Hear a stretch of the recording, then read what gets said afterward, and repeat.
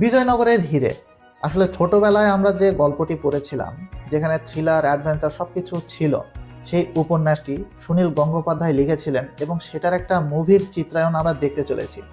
আর সবচাইতে এখানে অবাক করার বিষয় হচ্ছে যে কাকাবাবু তো ফিরে এসেছে, কিন্তু এবার সৃজিতের হাত ধরে নয়, এবার আসতে চলেছে চন্দ্রাশিস রায়ের হাত ধরে। তো যেহেতু এখানে ডাইরেক্টর চেঞ্জ হয়েছে, সেখানে মেকিংয়ের চেঞ্জ তো হবেই। কী কী নতুনত্ব আমরা পাবো, চলুন আজকে আড্ডা দিতে দিতে একটু আলোচনা করা যাক। শুরুতেই বলি যে এখানে নতুনত্ব যেটা পেয়েছি, আপনারা খেয়াল করলে দেখবেন যে সৃজিতের যে মেকিং, ওখানে কিন্তু ডার্ক এবং সিরিয়াস ভাইবটা বেশি রাখা হতো, বিশেষ করে কালার টোনে। সেখানে বোঝা যেত যে এবার রহস্যের একটা নতুন অধ্যায় হয়তো বা সামনে আমাদের জন্য অপেক্ষা করছে। তবে সেগুলোকে একটু পিছনে ফেলে চন্দ্রাশিস রায় এই ট্রেলারে আমাদেরকে দেখিয়েছে যে না, কালার প্যালেট যদি একটু রঙিন করা যায় তাহলে দর্শক আরও সুন্দরভাবে কানেক্ট হতে পারে।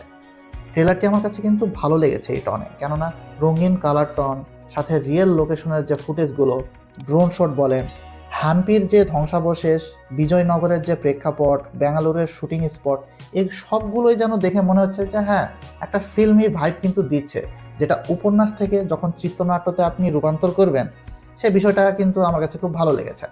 হ্যাঁ, আর এখানে এই মুভির সবচাইতে শক্তিশালী কড়া নাড়বে কিন্তু প্রসেনজিৎ। সে মেন ক্যারেক্টারে রয়েছে, কাকাবাবু চরিত্রে সে এখানে অ্যাকশনও করছে। এই বিষয়টা কিন্তু আসলে মানে ভাবতে কেমন একটা লাগছে না যে এক পায়ে সে অ্যাকশন করে অনেকগুলো গুন্ডো পান্ডাকে একদম পিটিয়ে শেষ করে ফেলছে।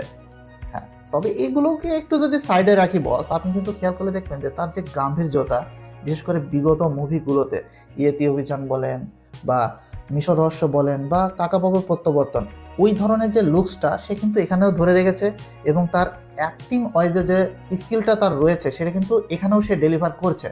এটা আমার কাছে খুবই প্লাস পয়েন্ট লেগেছে। তার সাথে ভাই, যে ওর সাথে স্ক্রিন শেয়ারিং করছে কে, চিরঞ্জিত চ্যাটার্জি। এখন দুজন বড় তারকা যদি একসাথে স্ক্রিন শেয়ারিং করে তাহলে তো ভাই ভাবতে কেমন একটা লাগছে না।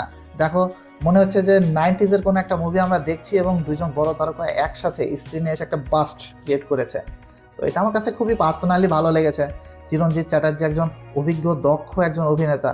তো তার ইশারায় যখন কাকাবাবুর এই ধরনের একটা মিশন সামনে আসবে, তখন সেটা কিন্তু দেখতে খুবই ভালো লাগবে। আর এখানে বিজয়নগরের যে হিরে, এটা কিন্তু কোনো ছোটোখাটো হিরে নয়, এটা কোহিনূরের চাইতেও মূল্যবান, কোহিনূরের চাইতেও ভারী। তো অবশ্যই এই মিশনটার কিন্তু একটা অন্য ধরনেরই ভাইব ক্রিয়েট হবে এই মুভিতে। আর এখানে আদার্স ক্যারেক্টারগুলি, বিশেষ করে এখানে জোজোর উপস্থিতি, আসলে পুষান দাশগুপ্ত যখন জোজো ক্যারেক্টারটি প্লে করবে, একটা কমিকের ভাইব কিন্তু আমরা দেখতে পারবো, যেটা আমরা উপন্যাসে ফিল করতাম।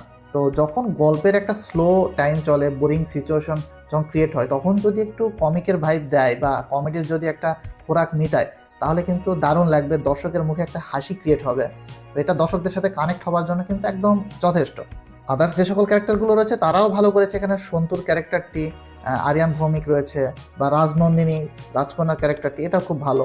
সন্তু কাকাবাবুর সাথে যেরকমভাবে প্রত্যেকটা সিনে এখানে দেখানো হয়েছে ট্রেলারে, আমার কাছে মনে হচ্ছে যে এই ছেলেটা হয়তো বা আসলেই এই মুভিতে একটা মানে দারুণ একটা অভিনয়ের মানে সুনাম খ্যাতি সে অর্জন করবে। আর একটা বিষয় সবচাইতে ভালো লেগেছে যে নেগেটিভ ক্যারেক্টারটি, মানে অনুজয় বস, তাকে দেখে তো মনে হচ্ছে যে মাসি এবং ক্লাসি লাগছে, মনে হচ্ছে যে ভিলেন হিসেবে সে কোনো একটা সাউথের ভিলেন। এখন তাকে উতরিয়ে গিয়ে কাকাবাবু এই রহস্য কি আসলে উন্মোচন করতে পারবে, আসলে কি সেই হীরের সন্ধান পাবে, রহস্য কি সেটা সমাধান হবে, এটা কিন্তু দেখার বিষয় এবং দেখার সময় কিন্তু ভালো লাগবে, একটা টান টান উত্তেজনা ক্রিয়েট করবে। আপনারা এখন বলতে পারেন যে আপনি এত কিছু না দেখে এই মুভি বলছেন কিভাবে। আসলে এটা আমি একটা প্রেডিকশন করছি, যদি এমনটা হয় তাহলে খুবই ভালো হয়। এই মুভিটা কিন্তু দেখতে যে কোনো দর্শকের কাছেই ভালো লাগবে, যেহেতু অ্যাডভেঞ্চার মিস্ট্রি থ্রিলার। হ্যাঁ, আপনার প্রেডিকশনও এর সাথে মিলে যেতে পারে, মুভির সাথে মিলে যেতে পারে। আপনার কি প্রেডিকশন হয় সেটা অবশ্যই কিন্তু নিচের কমেন্ট বক্সে জানাতে পারেন। যেমন একটা মিস্ট্রি থ্রিলার মুভির গল্প, অবশ্যই যেহেতু উপন্যাস অনেকেই পড়েছেন, সেটা আপনারা জানেন যে লাস্টে কী হবে, বাট এটার মেকিংটা কেমন হবে, এটা আমাদের কাছে আসলে কি দেখার মতো হবে, দর্শকদেরকে সেরকমভাবে এনজয় করার চেষ্টা করবে কিনা, সেটা আপনি কিন্তু প্রেডিকশন করতে পারেন। তো সেটা অবশ্যই নিচের কমেন্ট বক্সে জানাবেন। তবে ওভারঅল এই ট্রেলারটি দেখার পরে যেটা আমার কাছে মনে হচ্ছে যে বস, যে ওল্ড স্কুলের যে অ্যাডভেঞ্চার টাইপ গল্পগুলি ছিল, যে মুভিগুলো ছিল, সেটার কিন্তু একটা ফিল আমাদেরকে দিয়েছে। অর্থাৎ নস্টালজিয়া ভাইবটা কিন্তু আমাদের মধ্যে আরেকবার দিবে। যারা 90s-এর রয়েছেন তারা কিন্তু এই মুভির সাথে অনেকটাই সুন্দরভাবে কানেক্ট হতে পারবেন। তো সেদিক থেকে আমার কাছে মনে হচ্ছে যে এই মুভিটা হয়তোবা গল্প ওয়াইজ একটা সুন্দর মুভি হতে চলেছে।